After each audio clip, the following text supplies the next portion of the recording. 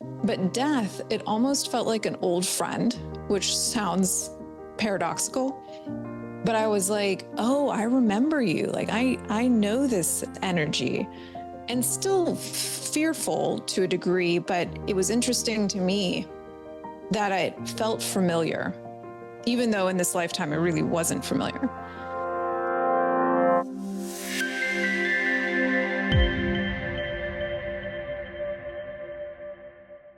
Yes, Crystal, thank you so much for being here today. So Crystal is the founder of SoulPod, which is a soulfulness app. As your mission, if I understood correctly, after your near-death experience, was to really try and make transformative spiritual tools accessible to all. Previously, you had 2 decades of experience in biotechnology, and then you had your near-death experience at the beginning of the COVID pandemic.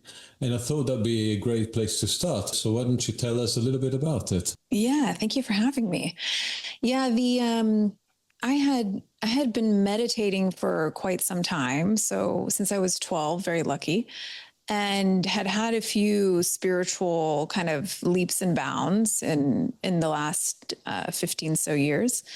But the near death experience was, as you can imagine, you probably hear from many people, it's like an accelerator for your spiritual development. And there's many reasons I think for this, but for me personally, I was doing a meditative intensive in January, and I was already, weirdly enough, and if you know me, maybe it's not that weird, I was starting to have premonitions and visions in my meditations of something coming. And one of those kind of premonitions was I started to become aware of a past life where there was a pandemic and there was a war. And I started to get familiar with this, whether you want to call it past life or simultaneous life. But that was kind of the beginning of my spiritual experience with the severe illness. And so I got very ill in March, as you can imagine, right around the beginning of the pandemic. And I worked in biotech. So I was working with different physician groups in the Bay Area and helping us get prepared for what was coming. And I remember being on the phone with one of the directors of a health organization in San Francisco, and I started to feel sick. And I had this weird wave of knowing that I was in for it, if that makes sense. And it was very emotional. I immediately knew that this was going to be intense for me. And as I got sicker and sicker, the normal faculties that I had of the analytical mind and being able to problem solve your way through it, being in biotech, I have a very strong analytical mind. You know, there was nothing to be done for this. We didn't know at the time how to treat this virus, this disease. And I was one of the very early people. So even back then, it was like, we didn't know whether ibuprofen was going to kill you or help you at that point. So the amount of unknown was extremely high, which again, in spiritual development, that encounter with the unknown in near-death experiences, I think is a theme. You really learn how to interact with that energy. And once I was in the hospital, I was in quarantine, didn't know whether I was going to see my husband again. And the doctors, I remember when I was at my worst point, I was starting to have what I knew were cytokine storms in my lungs, which is kind of the moment that you know you're really in for it, because your body is starting to fight itself and it's getting confused. And that's what ends up usually sending people over the edge with this particular virus. So I knew that I was in for it. And the doctors were asking me, what do I want to do? Because they didn't know, we can try and give you a infusion of X, Y, and Z. We'll be honest with you. We don't know whether this is going to make it worse or better. We just don't know. And so it was such a weird experience of being like, I remember telling the doctors, like, sure, let's do it. Like, I didn't know whether it was gonna kill me or not. And it was interesting. I think For me, in my experience, I didn't necessarily see the light as a lot of people talk about, which I do think is a transition point into another dimension of consciousness. And there's certain transition points that seem like they exist in the near-death experience. For me, I was starting to have these kind of out of body, I don't know if you would call it like astral traveling experiences, but I was starting to separate so much from the physical experience. And one of the most powerful experiences for me in that process was becoming aware of death as an energy. And it's really hard to put words to this, but I'll do my best here. It seemed like to me, when I knew death was near, and I knew this was a transition point for me in this lifetime, I knew there was another timeline where I left and where I didn't make it. I was very aware of that. But death, it almost felt like an old friend, which sounds paradoxical. But I was like, oh, I remember you. Like, I know this energy, and still fearful to a degree, but it was interesting to me that it felt familiar, even though in this lifetime it really wasn't familiar. And there was a moment where I had this profound surrender. And the moment of surrender for me, everything happened simultaneously. It wasn't sequential, but the way I explain it is a little sequential. But I had this moment where it was beyond the surrender I had known before in my spiritual journey. It was like a complete and total surrender. And I get chills thinking back to it now. It was, I gave up everything in that moment. And simultaneously, I asked for help. There was something inside of me that asked for help. I don't know if I consciously asked for help, but I could feel that there was a outpouring from me. And it was an immediate response. And so there was another being. I have some ideas. I don't know exactly what this being was, or higher consciousness or energy, whatever you want to call it, was present with me in that moment. And it lit up my energy centers. So my root center, and then my third eye. So the space between my eyebrows, and then my heart. So one kind of like 1, 2, 3. And it was like a incredible oneness, calming, surrendered experience. And I knew I was going to be okay. And I knew that I wasn't alone. You know, you hear that a lot, but transitions to like, I know that to be true now. And that was, I would say, the kind of beginning. There was a number of other things that happened through the experience. But that was kind of the beginning of the supernatural, non-local consciousness experience for me. What a wonderful story. Yeah. So I'll be curious to know what your integration was like, because I think most people assume that, people come out of such a transformative experience and they're instantly, enlightened, so to speak, whereas that's usually not the case. It can take sometimes years to integrate such an experience, to make sense of it in this physical realm. So what was it like for yourself?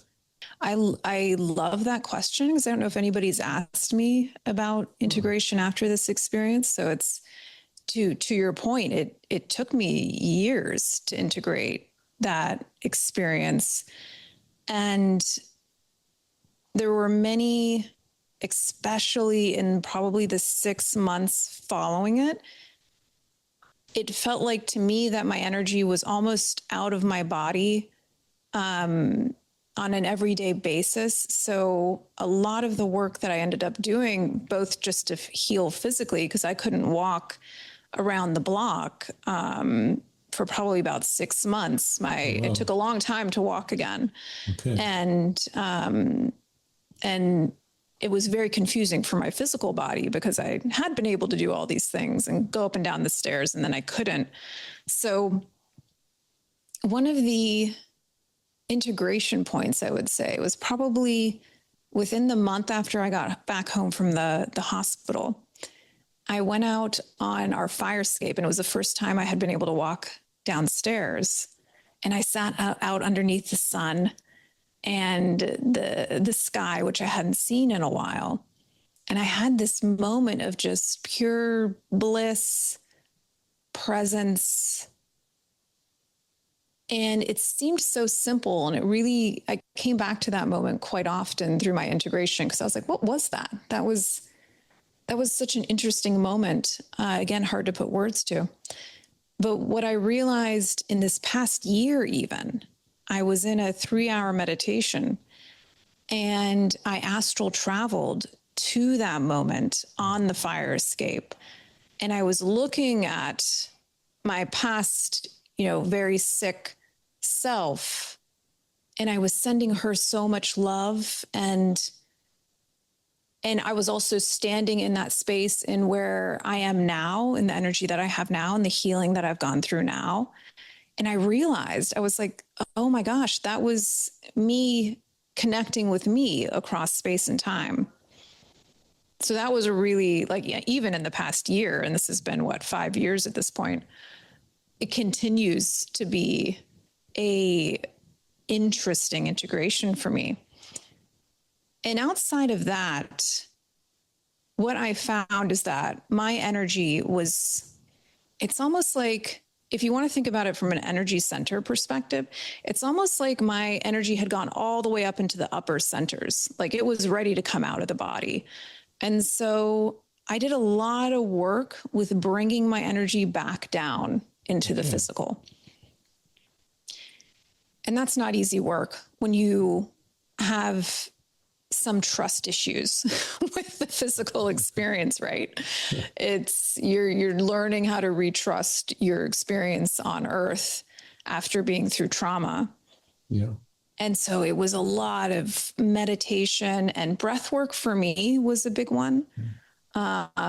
Working with some shamanic healers helped as well, as I started to connect with this past life that seemed to be very present through, it felt very karmic for me, to be honest. I knew it was karmic, and that I was balancing energies between lifetimes. I was pretty aware of that. And so I did a lot of work in the spiritual realm and bringing my energy back into the physical body, letting myself know it's safe. It's safe to be in my body, that my body is much more powerful and intelligent than I had previously given it credit for. And interestingly, before this event had happened, I would have considered myself a little bit of a hypochondriac. I knew too much when it came to the science of illness and disease. And while that's great, it's also can be a slippery slope. And since that experience, I have a whole new level of trust with my body. Like, I know that it's much more powerful than my analytical mind gives it credit for. And there's a higher degree of trust and faith in my experience after experiencing what I did, which is that we're not localized experiences. We are energetic experiences. And so that knowing has been a big part of my integration as well. It makes perfect sense. I'd be curious to know what was your view of a life after death before your experience, and how that's changed for you? Yeah, I think before the experience, I had read a book, Many Lives, Many Masters, which is, oh, you've got it. Of course you do. Somewhere. But that book really changed my life. There you go. Yeah, Brian Weiss. Yes. And he, as you know, he compiled so much clinical information about his patients and their hypnotic treatments. And that was a real eye-opener for me. It felt like it resonated, and it presented it in a way that I was open to, which was from kind of a clinician's point of view.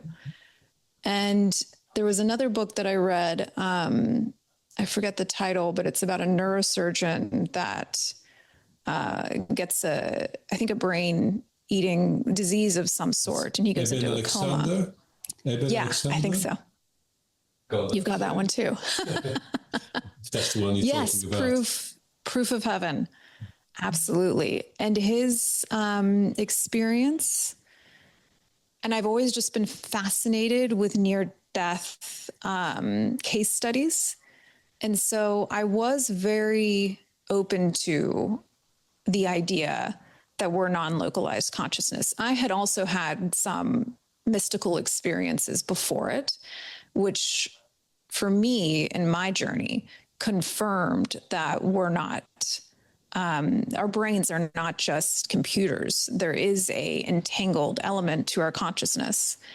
And so there was some knowing before this. I would say after it, it was more like the beliefs that we have consciousness that is external to the body and is immortal, that is outside of space and time, became so much more of a knowing. So I would say it was like a journey from belief to knowing.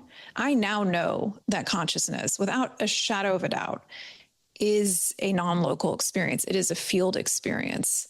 And that we're simply, as so many spiritual traditions point to, we're spiritual beings having a human experience, not the other way around. Yeah. And so I would say that knowing has just been a huge catapult in my journey. Makes perfect sense. So if I understand correctly, you also had encounters with aliens. Would you like to tell us a little bit about that? I do. Even last night, if you want to believe, they're very active right now. But it's interesting because after that experience, the contact, if you want to call it that, accelerated as well.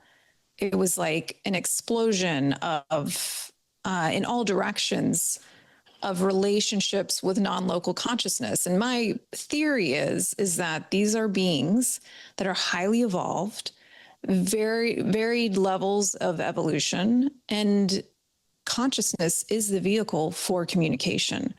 And so once you have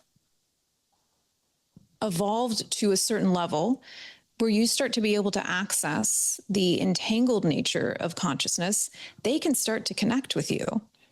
And I believe that they're very eager and excited, but they also don't want to scare anybody. So there's a free will component here. And in my experience, they've been very respectful of that free will component. And this is something that I continue to have a fascination around. And in the last year, even, the contact experiences have accelerated, and both in the physical, like quite literal ships that show up when I'm meditating, if I call them, and metaphysical in the mind through a channeled state of some sort, where if you can raise your consciousness to a certain level, they will meet you. And it's a fascinating exchange.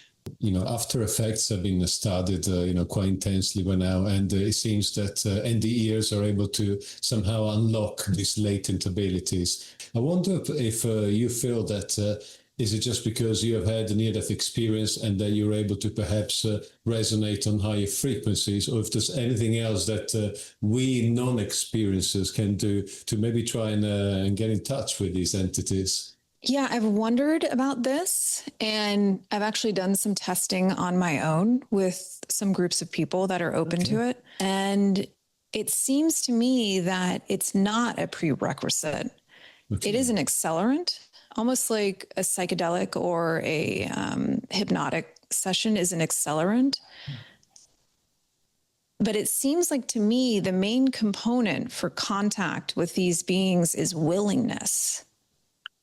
It's not even necessarily, I've been very curious about this. It's not even necessarily fear, because you're always going to have some level of fear if you truly open yourself up to the possibility of other beings existing. They'll help you with the fear. So I've noticed that doesn't seem to be a barrier. But they want you to be willing. They are deeply honoring of that. And so if you get a group of people together and you set an intention to connect and walk through a meditation with that connection intention, almost 9 times out of 10, there is a response. There is a response. And even people who were kind of super skeptical, interestingly, usually those people, because maybe they don't have, I found the people that are really excited, that they're like, let's go, well, I want to get beamed up to the ship. Those are the people that usually have a harder time, interestingly, because they actually, there's a lot more under there, but people who haven't thought about it too much, but they're like, I'm open, I'm curious, I'm willing. They tend to have an easier time connecting. So it's something I'm continuing to explore, and it's very interesting. Oh, wow. Well, I need to join your meditation classes, apparently. What would you say is the biggest lesson that you learned from your NDE? Biggest lesson I learned for me was that the analytical mind only carries you so far. And that surrendering the mind to the higher mind sounds not necessarily easy, but it sounds very simple. But when you do that, there's a whole nother realm that opens up for you. And the possibilities are so much greater than trying to solve a problem or an experience from the limitations of the analytical mind or the personality. And so knowing that consciousness is non-local, I think those are probably the two biggest things for me. And what do you think that people who may have not had a near-death experience can do to perhaps start to come to terms with the notion of an afterlife? I think that the way that you can come to terms with the idea of the afterlife is through meditation or through some sort of spiritual practice, because the process of accessing those levels of consciousness within yourself and expanding into that awareness that is aware, that it's almost like what spiritual teachers sometimes say, the death before you die. It's not necessarily a death, and we sometimes talk about the ego as being like an ego death or a personality death, or I like to think of it more as like a hyper awareness of the self. So you can start to choose whether you're operating from the ego or the personality, or I call it my earth crystal, or you're operating from this spaciousness and this awareness. And that awareness that is aware is what follows you into the afterlife, at least from what I experienced. And so if you can start to access that in your day-to-day life, then I think the afterlife becomes obvious, almost like very obvious, that of course, if I can experience non-local mystical experiences in my day-to-day, that makes sense that when I leave this physical vessel of the brain just being a receiver of this consciousness, that I continue on in another form or another dimension, or however you want to think about it. But this essence, this consciousness, which I believe is pervasive to reality, it's the foundations of what we call reality. It all kind of makes more and more logical sense, even though it's a completely illogical experience. And I would say, don't take anybody's word for it. Have your own experiences, expand your consciousness, see what you discover, and then draw conclusions for yourself and see what you resonate with. So I get to ask this question to all of my guests, and occasionally the researcher, the scientist would probably, recommend someone to go through the thousands of YouTube videos of NDEers, or maybe, just read some books.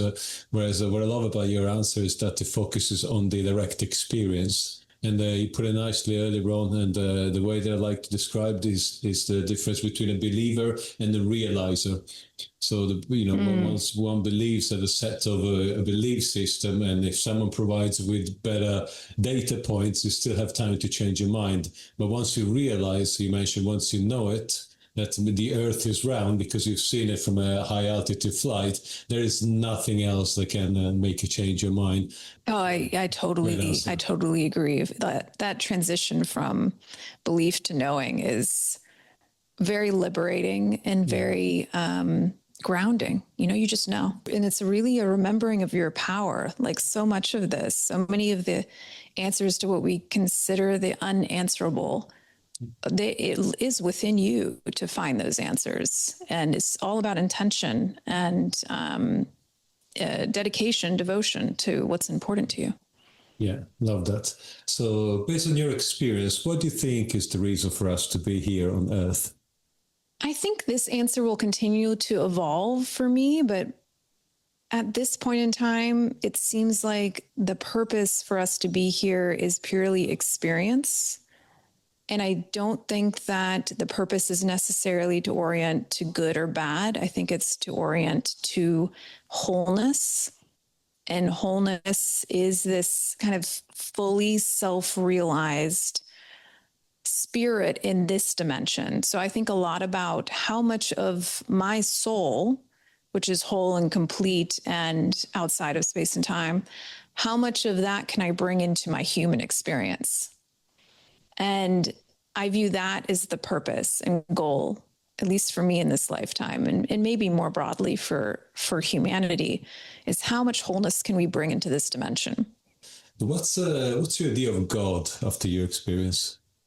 I think God is not being or non-being. I think that it is us. I think that it's all that is. I think that it's space and time and outside of space and time. And I think that we're all fragments of it, also the whole of it at the same time, just perceiving from different perspectives. And so it feels separate. We feel like we're separate from God and that God is outside of us. And I don't think that's the case. Yeah, well said. I have one last question for you, Crystal. So you talked about a new era of human awakening through what you call Soultech, which is, I find it a really interesting concept. Would you please elaborate a little bit for our audience?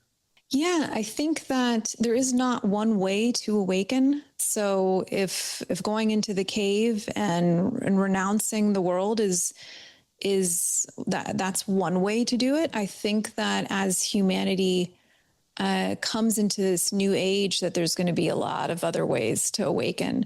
And I think that technology can be a facilitator of that awakening if used intentionally and with heart. And so I'm really interested in this intersection between spirituality, consciousness, and technology, and how we can use it to help us, to help illuminate aspects of ourselves that maybe we're not aware of, to bring more light to understanding who it is that we are and who it is that we want to be. And so there's a lot of possibility there, I think, in how technology can help us realize more of our soul in this dimension. That's great. And where can people find a little bit more about you? You can find us at soulpodapp.com and on the iOS App Store. We're working on Android and Instagram and TikTok. That's great. Yeah, I'll make sure I'll have all the links in the description below. Is there any parting message you'd like to leave us with today? I think that, there is a lot of chaos in the world and a lot of change. And for those who are listening and who are in this space, I think just remembering that within all that chaos and change, there's so much possibility, and that we need visionaries. We need people that are connecting with what is possible from here. And I really appreciate people like you that are having these platforms available for this kind of exploration. I think it's really important right now. So thank you. Thank you, Crystal. Well, I can sense the optimism that's coming from the tone of your voice. I find myself pretty hopeful as well with what the next decades are going to bring to us. And thank you so much for the lovely conversation, and wishing you all the best for now. Take care. Thank you. Oh, hi there. Well, thank you for watching. If you enjoyed this video and want to support the IANDS community, don't forget to leave a like, subscribe, and maybe share with the ones you love. If you're looking for another video to watch, I think this could be a very good one. New episodes out every Friday. And until then, enjoy the stream we all call life and live the love you wish to see in the world. Bye for now.